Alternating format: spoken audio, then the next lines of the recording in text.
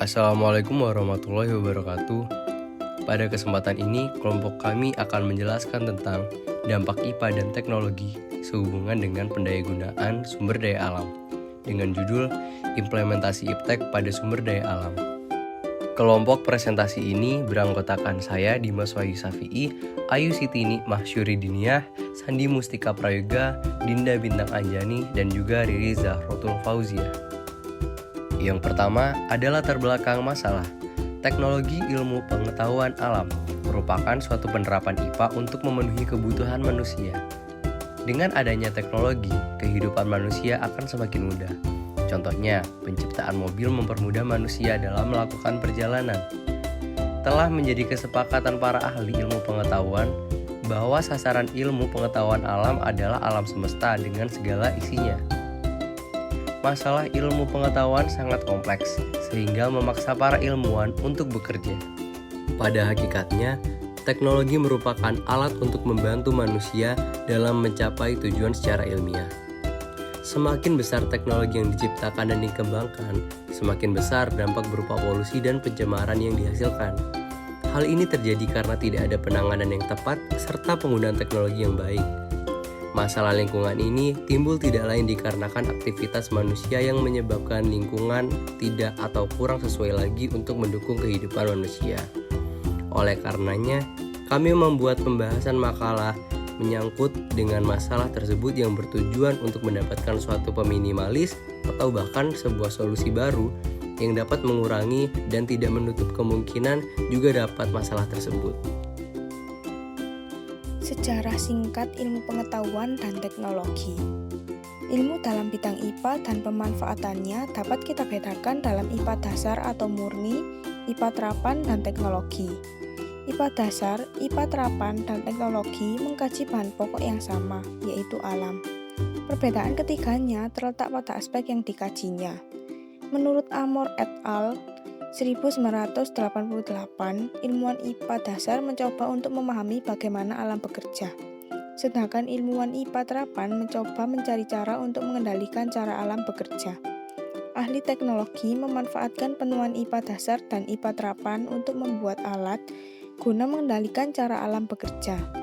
Menurut White dan Frederickson 2000, IPA dapat dipandang sebagai proses untuk membentuk hukum, model, dan teori yang memungkinkan orang untuk memprediksi, menjelaskan, dan mengendalikan tingkah laku alam. Pengertian ilmu pengetahuan alam dan teknologi.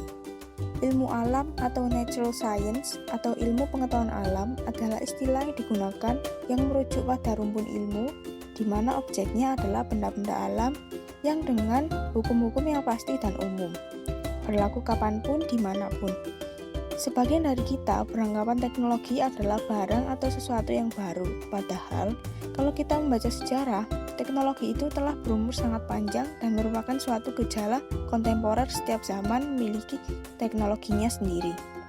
Ketersediaan sumber daya alam untuk memenuhi kebutuhan dasar dan tersedianya cukup ruang untuk hidup pada tingkat kestabilan sosial tertentu disebut daya dukung lingkungan. Singkatnya, daya dukung lingkungan ialah kemampuan lingkungan untuk mendukung peri kehidupan semua makhluk hidup.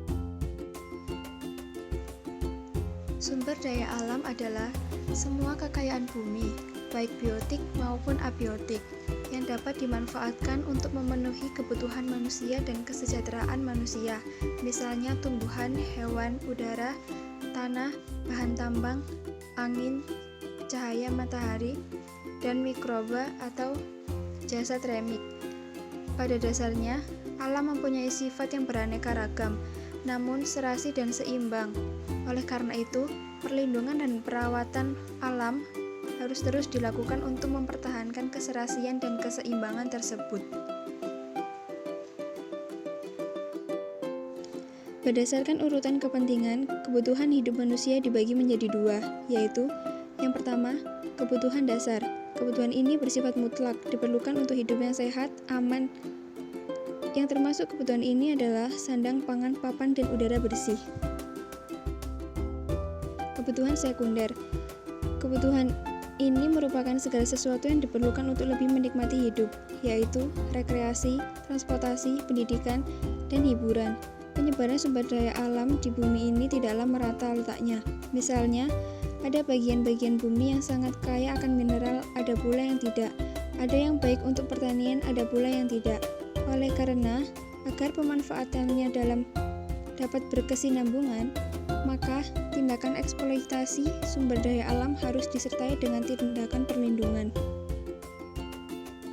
Dampak negatif. Yang pertama, terkurasnya sumber daya. Karena teknologi cenderung berkembang ke arah penciptaan kebutuhan baru diberkonsumsi, maka eksploitasi sumber daya alam semakin meningkat, terutama untuk memuaskan kebutuhan kultural manusia. Yang kedua, gangguan iklim. Tumbuhnya megapolis dan kawasan industri dapat menimbulkan perubahan iklim di suatu daerah akibat cuaca semakin tidak menentu. Suatu saat dikhawatirkan ada daerah-daerah yang menjadi kering, sedangkan daerah lain menjadi dingin dan kebanjiran. Yang ketiga, destabilisasi dan dekompensasi lingkungan. Akibat-akibat di atas dapat mengganggu keseimbangan ekosistem, atau lebih tepatnya, kebutuhan manusia dan alam menjadi rusak dan tidak terpenuhi atau tidak terkelola dengan baik. Dampak positif. Pertama, penggunaan sumber daya alam akan lebih efisien.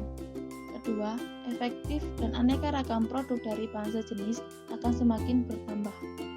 Kesimpulan, yang pertama, teknologi IPA adalah suatu penerapan IPA untuk memenuhi kebutuhan manusia. Yang kedua, alam merupakan aset terhadap kelangsungan hidup dunia dan manusia. Yang ketiga, sumber daya alam adalah sesuatu yang dapat dimanfaatkan untuk berbagai kepentingan dan kebutuhan hidup manusia agar hidup lebih sejahtera yang ada di sekitar alam lingkungan hidup. Selanjutnya, yang kelima, beberapa dampak teknologi IPA terhadap sumber daya alam antara lain dampak minyak bumi, batu bara, air, hutan, hewan, ternak, tanah, dan zat radioaktif. Yang keenam, keterkaitan antara teknologi, alam, dan kebutuhan manusia sangatlah erat kaitannya, sehingga sulit untuk dipisahkan meski tetap ada sisi negatif dan keterkaitannya. Yang terakhir, teknologi, alam, dan manusia dapat menjamin keberlangsungan peradaban kehidupan dunia bila dapat diatur cara pengerjaannya, dan dapat mematikan peradaban bila tak ada pengaturan yang jelas serta kelalaian oknum-oknum yang tidak bertanggung jawab. Solusi yang jitu untuk masalah ini adalah kesadaran, keperhatian, serta kepedulian akan pentingnya alam sehingga tidak hanya mendahulukan satu aspek saja seperti teknologi dan tidak memperhatikan alam, yang semuanya harus tertanam pada setiap diri individu seseorang sehingga tercipta alam yang imbang dengan kehidupan. Sekian presentasi dari kelompok kami akhiri. Wassalamualaikum warahmatullahi wabarakatuh.